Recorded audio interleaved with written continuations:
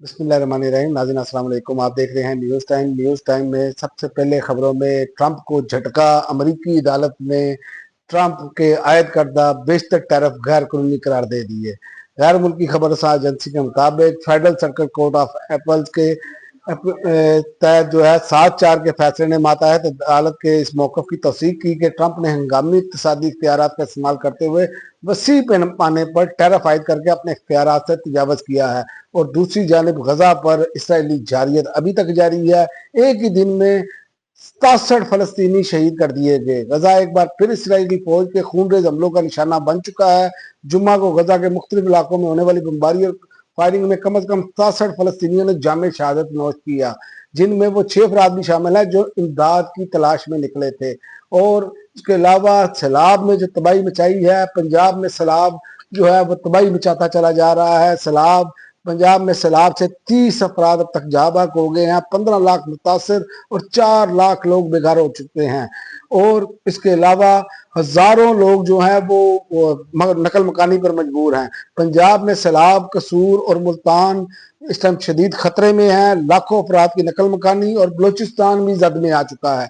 पंजाब में सैलाबी सूरत हाल संगीन होती चली जा रही है और कसूर में पानी दाखिल होने के खतरात के बाद लाखों अफराद ने नकल मकानी शुरू कर दी है। उधर बलोचिस्तान भी सैलाब के खतरे की जद में आ चुका है और बारिशों की वजह से लाहौर में मकानात की छतें गिरने से 4 अफराद जहाँ बहक और 4 जख्मी हुए हैं। बेदियां रोड पर मकान की छत गिरने से 3 अफराद जहाँ बहक और 4 जख्मी हो गए। पुरानी नारकली में छत गिरने से एक शख्स जहाँ बहक हुआ। और इसके अलावा जिना हाउस हमला केस इमरान खान के भांजे शाहरेज खान को जुडिशल रिमांड पर जेल भेज दिया गया। लाहौर की सदात दहशतगर्दी अदालत ने पुलिस के जिस्मानी रिमांड देने की सजा मुस्तरद कर दी। सदात दहशतगर्दी अदालत के जज मुंजर गुल ने जिना हाउस केस की समाअत की। पुलिस ने 8 रोज़ा जिस्मानी रिमांड खत्म होने पर मुलजिम को अदालत में पेश किया था। और अमेरिका की यूक्रेन को $179 मिलियन की फिजाई दिफाई निज़ाम की मंजूरी। और अमरीकी महकमा खारजा ने इस फैसले की तस्दीक करते हुए कहा कि यूक्रेन को पैट्रियट एयर डिफेंस सिस्टम फरोख्त करने का मंसूबा तैयार कर लिया गया है। हुकाम के मुताबिक इस सौदे का तखमीना $179 मिलियन लगाया गया है। और इसके अलावा यूरोपीय ममालिक की ईरान को पाबंदियों में नरमी की मशरूत पेशकश।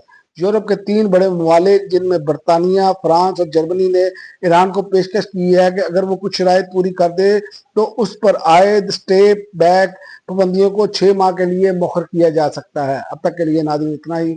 अगली वीडियो तक इजाज़त दें। अल्लाह हाफ़िज़।